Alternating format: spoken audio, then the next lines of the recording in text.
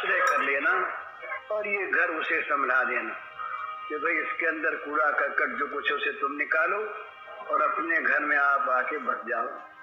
जहाँ टूट फूट है तुम ही अपनी मरम्मत कराओ, तुम्हारी संपत्ति तुम्हारी मिल्कियत, हमें कहीं रहने को डेढ़ी ओढ़ी में स्थान दे देना तो तुम्हारे दर पर पड़े रहेंगे, दरवाजा हमारा नहीं रहेगा तो तुम्हारे दरवाजे पर पड़े रहेंगे और पड़े हुए किसी प्रकार तुम्हारी शक्ति के भरोसे दिन काटे।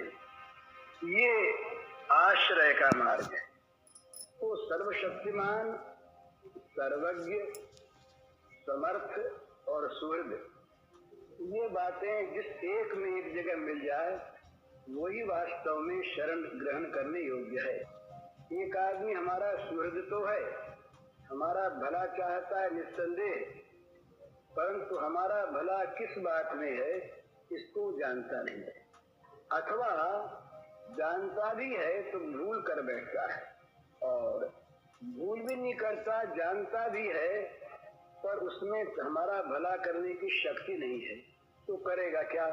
तो एक आदमी जो ऐसा हो कि जो सब कुछ कर सकता हो, जिससे भूल न हो सकती हो, और जो भला किसने इस बात को जानता हो, और जो हमारा सुहृद भी हो, तो ऐसे को हम खोजने जाएं, उसका नाम है कुछ भी रखें, कोई आपत्ति की बात नहीं है। भगवान चाहे कोई न कहना चाहे न कहे, भगवान को भगवान कहलाने की आवश्यकता नहीं है, उनका नाम आप दूसरा रख दो, कोई आपत्ति नहीं। जो ऐसे हैं उनकी शरण होना है जिसमें ये चारों बातें हैं। तो सुहृदं सर्वभूतानां ज्ञात्वा मां शांति मृच्छति, भोक्तारं यज्ञ तपसां सर्वलोक महेश्वरं, सुहृदं सर्वभूतानां ज्ञात्वा मां शांति मृच्छति। ये भगवान के अपने वाक्य हैं। यहाँ भगवान निरीह, निश्चेष्ट, निष्क्रिय, निर्विशेष रूप में नहीं बोलते, वो भी रूप उनका ही है। यहाँ भगवान बोलते हैं सर्वलोक महेश्वर है और सबके कर्ता भोक्ता संहर्ता के रूप में, जो सबके शासक हैं, सर्वलोक महेश्वर है, तमाम लोकों के तमीश्वरानाम परमम महेश्वरम, तमाम लोकों के ईश्वरों के महान ईश्वर, इतना उनका ऐश्वर्य, इतनी उनकी शासन सत्ता, इतना उनका अधिकार, इतनी शासन की योग्यता, अनंत ब्रह्मांडों में कहाँ क्या हो रहा है, सबको नियमन में नियंत्रण में रखने का जिनका बल पुरुषार्थ ज्ञान, ऐसे जो भगवान हैं, और सारे यज्ञ तपों के भोक्ता, जो कुछ हम देते हैं सब उन्हीं में जाता है। ऐसे भगवान कहते हैं कि भाई तुमको अगर अपने जीवन की अशांति का नाश करना हो तो बस तुम इस बात को जान लो कि ऐसा मैं तुम्हारा सुहृद हूँ। यहाँ किसी प्रकार की शर्त नहीं है, भाई तुम ब्राह्मण हो कि चांडाल हो, पुरुष हो कि स्त्री हो, भारतवासी हो कि अन्य देशी हो, पुण्यात्मा हो कि पापी हो, भक्त हो कि अभक्त हो, बल्कि ये भी नहीं मानव हो या अमानव हो, कोई हो, अगर तुम एक प्राणी हो तो प्राणी के नाते भगवान कहते हैं सर्वलोक महेश्वर, सर्वयज्ञ तपों का भोक्ता भगवान, मैं तुम्हारा सुहृद हूँ। ये भगवान की अपनी ओर से की हुई घोषणा। तो जो ऐसा है उसकी शरण होने में क्या लगता है? न होना तो मूर्खता, न होना मूर्खता, और होने में कोई प्रयास नहीं, बड़ी सीधी बात। और शांति मिलना स्वाभाविक। हमारे प्राइम मिनिस्टर पंडित जी महाराज अगर किसी के द्वारा हमको लिखवा दें कि भाई तुम चिंता मत करो, हम तुम्हारे हैं, भला हम तुम्हारे मित्र हैं, तुम्हारा भला बुरा देखेंगे, तो हमें फिर चिंता मिट जाती। जितनी चीज उनके अधिकार की है हम मान लेते हैं कि वे सब तो हमारी हो ही गई।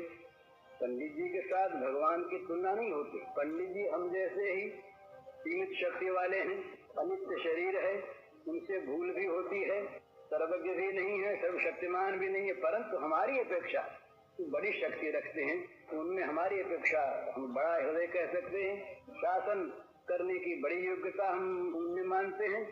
तो ऐसी अवस्था में अधिकारारूढ़ पंडित जी अधिकार पर रहते हुए पंडित जी अगर हमें आश्वासन दे दें कि हम तुम्हारे सुहृद हैं, तुम मत चिंता करो, तो हम कितने आश्वस्त हो जाते हैं।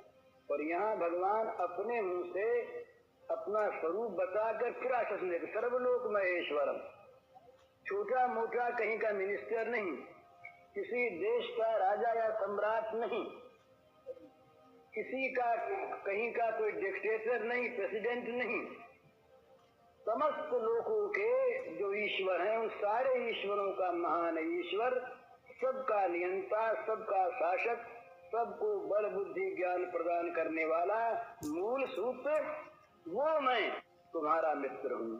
तो ये जहाँ हमने माना, जहाँ हमने ये विश्वास किया, या तो हम विश्वास नहीं करते और या हम गीता को ऊपर से पढ़ते हैं हमारी तरह से, और या हम इस बात को मानते ही नहीं, और नहीं तो जैसे 2 और 2 4 होते हैं, उसी प्रकार शांति तुरंत मिल जानी चाहिए। हमारे एक मित्र हैं मोहम्मद हाफिज साहब, वो इलाहाबाद यूनिवर्सिटी में फिलोसफी के प्रोफेसर रहे बहुत दिनों तक, अब रिटायर हो गए। उन्होंने श्री कृष्ण पर कई लेख लिखे गीता पर। उन्होंने ये दिखलाया कि अगर गीता को हम मानते हैं तो गीता में भगवान जगह जगह पर जहाँ जहाँ पर प्रतिज्ञा करते हैं काम कर देंगे, तो एक ही शर्त रखते हैं, तुम अपने मन को हमें लगा लो, बस इतनी सी तो बात है। हमें अगर जरूरत है किसी चीज को पाने की, और अगर हम विश्वास करते हैं कि किसी के पास वो है और वो देने को प्रस्तुत है, ये दोनों बातें होने पर क्या हम देर करेंगे उस चीज को लेने के लिए? भूखा आदमी हो, प्राण छटपटाते हो भूख के मारे, और पता लग जाए कि वहाँ रोटी मिल रही है, और जिसके प्राण छटपटाते हैं वो क्या ये विश्वास होने पर कि वहाँ रोटी मिलती है देर करेगा जाने? तो या तो हमारी चाह नहीं, या हमें परवाह नहीं, या हमें विश्वास नहीं। तो ये जो दूसरा मार्ग है पुरुषार्थ से भिन्न आश्रय का मार्ग, इसमें सबसे पहली चीज है विश्वास। बिन विश्वास भगत नहीं, तेहि बिन द्रवहीन राम, राम कृपा बिन सपने जीव के लह विश्राम। बिना विश्वास के भगवान के प्रति अनुराग नहीं होता, बिना अनुराग के उनके नित्य अनुग्रह का अनुभव नहीं होता, और उनके अनुग्रह के बिना जीव को विश्राम नहीं मिलता। तो भगवान की शरणागत वत्सलता, भगवान का सौहार्द, सर्वशक्तिमत्ता युक्त, उस पर हम विश्वास करके हम आश्रय करें उनका, तो ये दूसरा तरीका है अपना सुधार तो हो ही जाएगा। और जब हम उनको लेकर निकलेंगे तो हम बांटेंगे क्या? हम भगवान को बांटेंगे। एक आदमी दुख बांटता है, विपत्ति बांटता है, पाप बांटता है, विषाद बांटता है, शोक बांटता है, अशांति बांटता है, किंतु उसके पास है। एक आदमी प्रेम बांटता है, अहिंसा बांटता है, सौहार्द बांटता है, सेवा बांटता है, उसके पास वो है। गांधी जी ने और चीज बांटी, किसी और ने और चीज बांटी, शंकराचार्य ने और चीज बांटी, किसी ने और चीज बांटी, और जो सब में भगवान को देखता है और भगवान देख कर सबकी सेवा करता है, उस सबको भगवान बांटता है। भगवान उसको स्थापित कर देता है ना। प्रत्येक प्राणी में वो भगवान को स्थिर करके हाथ जोड़ता है, तो वो भगवान का वितरण करता है, उसके पास भगवान है। तो हम जब भगवान के हो जाएंगे तो क्या होगा कि भगवान हमारे हो जाएंगे। फिर हमारे द्वारा जगत में होगा क्या? भगवान का वितरण होगा। जगह जगह भगवान को हम बांटेंगे, जहाँ जाएंगे वो ले लो भगवान। विचित्र बात है, भगवान तो कौन बांटेगा भगवान को? जिसके पास भगवान है वो बांटेगा।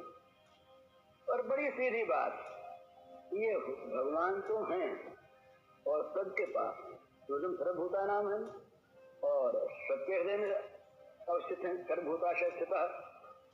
लेकिन हम भगवान को नहीं मानते, नहीं जानते, इसीलिए भगवान हमारे अंदर होते हुए भी अप्रकट रहते, इसीलिए हम भगवान को बांट नहीं सकते। उन अंदर रहे हुए भगवान को पहचान लें और अपने को भगवान के साथ मिला दें, तो फिर हमारे पास रह जाएंगे केवल भगवान।